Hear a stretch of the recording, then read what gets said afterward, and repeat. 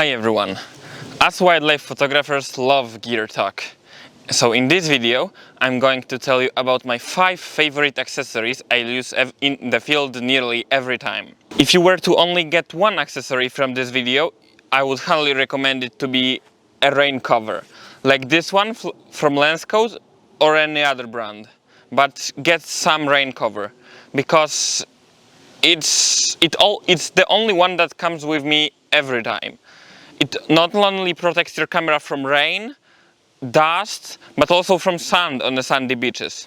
So you often see me wearing this even when it's not raining, just because it's protecting the camera from other particles, not only water.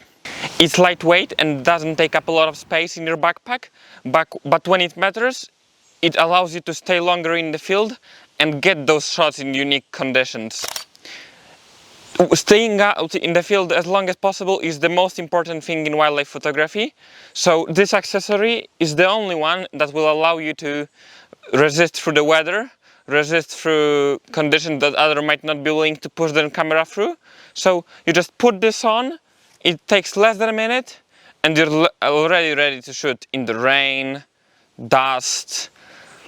It's important, however, to know it doesn't make your camera fully waterproof.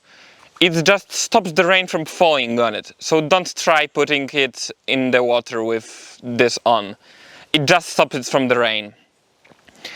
I also take it to the beach with me to photograph shorebirds, just because it stops sand getting everywhere, and it's easier to wash this later on than get every single grain of sand out of my camera with a rocket blower. It comes with 3 variants, one just being a sleeve, a second one with your arms, the main sleeve and the arm sleeve. This is the one I recommend for telephoto lenses like this 400-8, and there is also a variant with two arm sleeves here and here that is great for zoom lenses like Tamron 150-600.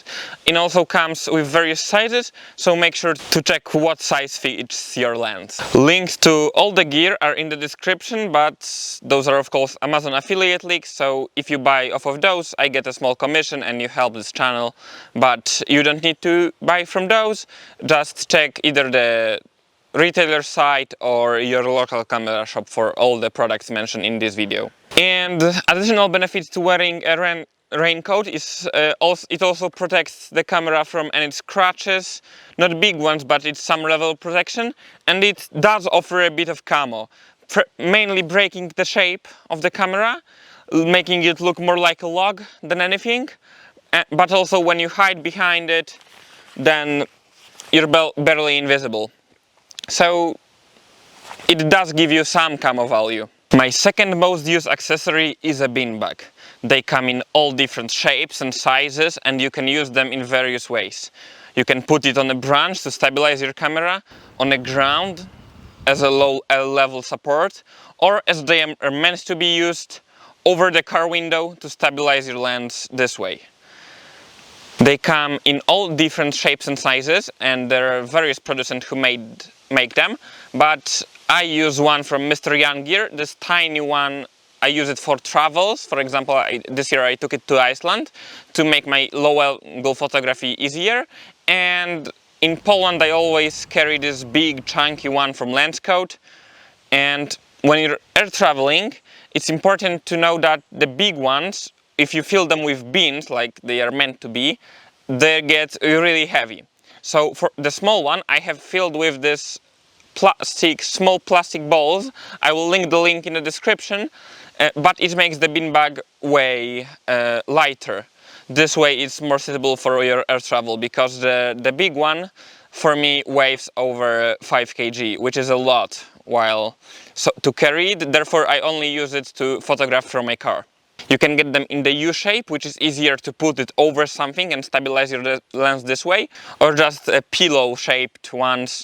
Another great accessory for low angle photography is a ground pod. It's basically this frying pan thing with a tripod mount attached to it, and you can put your tripod head on it to make your photography life easier. While stalking birds or mammals, you can push it in front of you. It works especially great on the snow or at the beach, and this way you're not tiring your arm as much while crawling towards the subject. As I said, it's basically a frying pan, so you can make your own out of all rusty frying pan that you don't already use, and just put 3/8, screw in this, and screw your tripod in. It's very lightweight, so it's nice to take it, so it's easy to take everywhere, but I find it working the best in small grass or think that I need my lens to be a bit higher, because it doesn't offer the lowest angle you want. Therefore, at the beach, I opt for photographing from my hand or from a small beanbag, not from a ground pod, because it raises, the way it's made, it raises your lens about 5 or 7 centimeters over the it raises your over the ground level, and this way you don't get the best perspective you can. It also offers great stability for video, so if you want to capture low angle video, a ground pod is a way to go.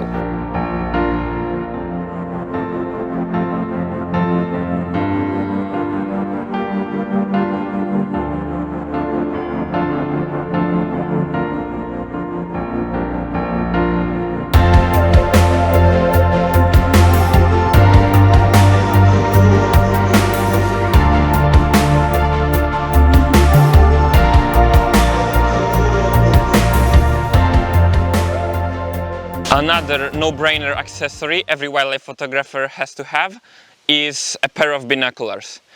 They instantly change the way you scout if you get them, because you don't need to carry your heavy camera anymore. You just use your binoculars and you look, and you will be surprised how many more birds you will see while adventuring with your pair of binoculars instead of carrying your big heavy lens. Of course, there is a matter of price, because the top binoculars like Swarovski or top Nikon models are really expensive. Do you need those? No, but I would recommend you to go for the highest price level as you can, because it really does make a difference, just like in photography. You unfortunately have to pay for the optics. Those are $100 pair of binoculars, and they work great for me, but I can see it when I'm in a field with my friends that have better pair of binoculars, that they just see more birds, or they spot them way before I do. So unfortunately, you have to spend some money on them, but you will not regret it. It changes your bird photography completely. And as well, it's pretty lightweight, so I just carry it in my pocket or at my neck, and when I see something, I put my binoculars up to my eyes and see if it's worth photographing. As I mentioned before, it's amazing for your scouting, so it allows you to look from a greater distance than a lens, and you see much clearer in binoculars than in a viewfinder. This way you can study your subject's behavior and the tendencies that it has. For example, maybe a bird comes to a certain spot to bathe every day, and if you sit 100 meters away from it without your camera, you can get to know the rituals of the bird much easier this way, and then you can go with your camouflage and get the shot. Speaking of camouflage, the last accessory I would highly recommend every wildlife photographer to get is a camo net. It provides great camouflage and it's very versatile. Therefore, I made a whole video about camo nets that you should check out now.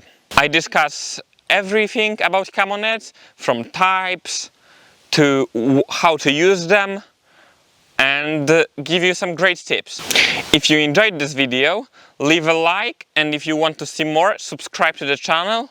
See you soon, bye!